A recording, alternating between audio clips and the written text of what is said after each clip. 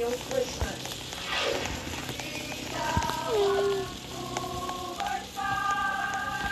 Ramdam mo pang humihila ng mga nagmamahal kay Nora Honor sa labas ng Metropolitan Theater sa Maynila.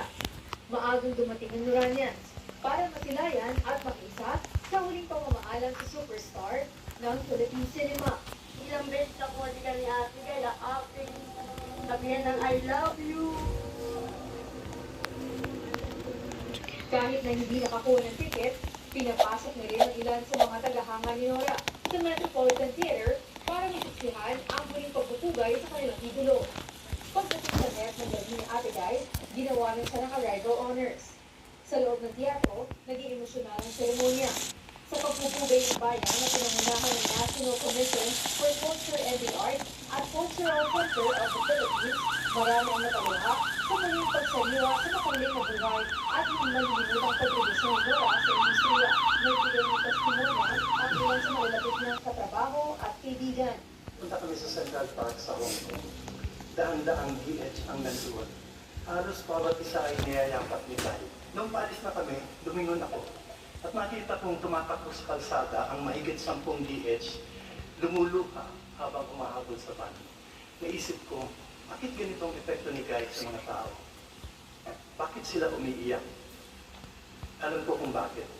Dahil nakikita nila si Guy sa kanilang mga sarili, sila si Guy. Ikwinento naman ni Direk Joel Lamangan kung paano trinato ni Ate Guy ang mga presong ka-eksena niya sa pelikulang Dr. Contemplacion Story.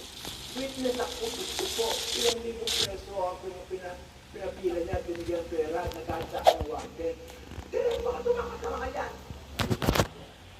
Pero wala akong tama na yung mga tumakas, sinabihan ko sila, hindi sila nataka. Wala man tumakas. Nora, maraming salamat. Pagbukas mo ng aming pananaw tungkol sa silbing na pelikula. Ibinahagi ni Charo Santos Concho, isang aminadong Noranian, kung paano naging bahagi ng kanyang buhay ang superstar, mula pagkabata hanggang maging katrabaho at kaibigan. There is something about her that cannot be explained by technique alone. She is raw.